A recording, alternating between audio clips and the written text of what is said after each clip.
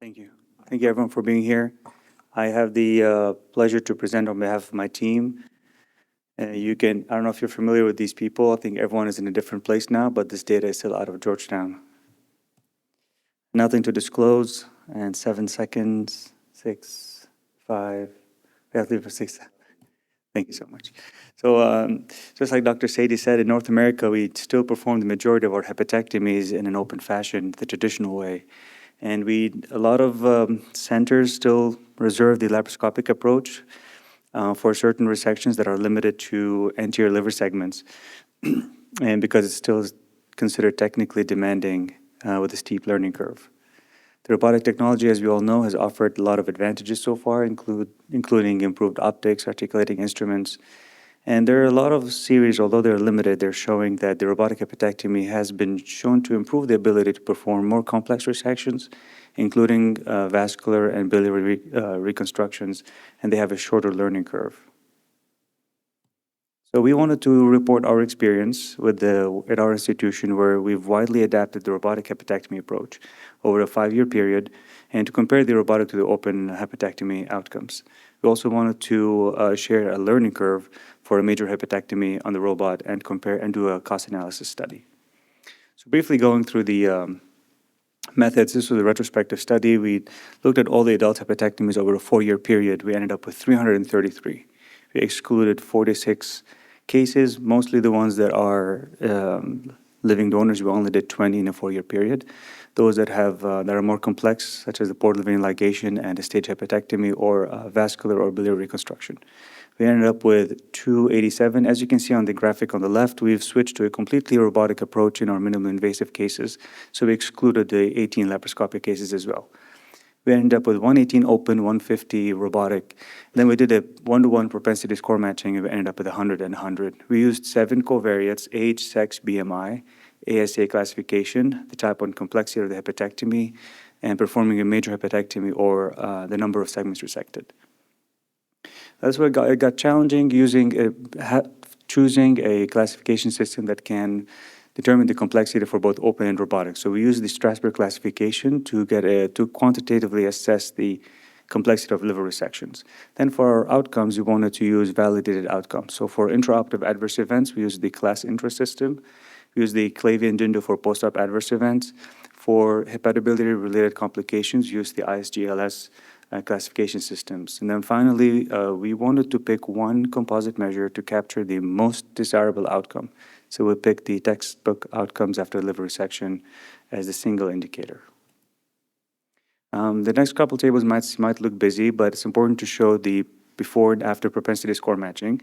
And we can see that after propensity score matching, there were almost no differences between the open and robotic groups in terms of the basic and operative characteristics.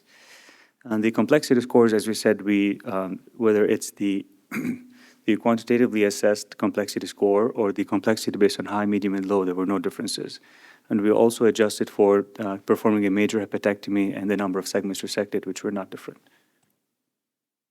Looking at the outcomes, these 4 or 5 outcomes that I'm going to share are the ones that represent the textbook outcomes of liver resection. So there were no differences. I'm going to focus on the ones after propensity score matching, all the ones on the right.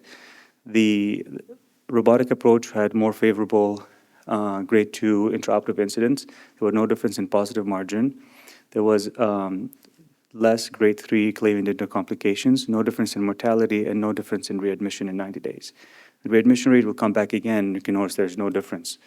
So putting all of these together, we know that 85% of the robotic cases achieved textbook outcomes compared to 64% in the open approach. The TOLS plus was also different, 80% and 57%, and this takes into account the hospitalization stay. There was no difference in prolonged hospitalization between robotic and open, but the length of stay was significantly different before and after score matching. All the other all the other postoperative outcomes, notably grade B bileak, post-hepatectomy liver failure, post-hepatectomy hemorrhage, were all in favor of the robotic approach.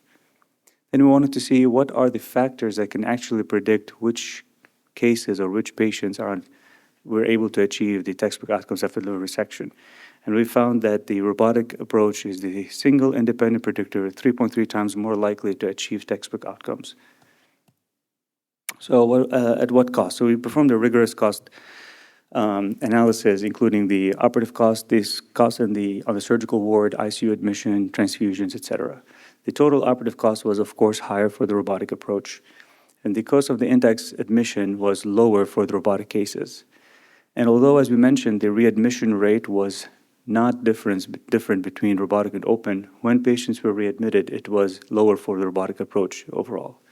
And perhaps this is the most important one. We took only the patients where the textbook outcomes were achieved, and we saw that there's no difference in the total cost if we're able to achieve those textbook outcomes. We finally did a QSUM analysis to look at the learning curve for a major hepatectomy. And we picked the right hepatectomy because it's technically the more challenging than the left hepatectomy. And we saw that at about 16 cases, is where we transition from the learning phase to the plateau phase, and it becomes all within control. So 16 or somewhere around there is where we think that most hepatobiliary surgeons will be able to perform right hepatectomy. Limitations of the study, of course, retrospective analysis. We had a difficulty comparing the minimally invasive cases with the open cases based on the complexity scores. And we had to exclude the very high complexity cases in the open group, which are still performed in an open approach.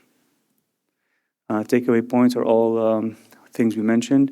I just need to highlight that the highest complexity cases are still performed with the open hepatectomy, and they were excluded from this analysis.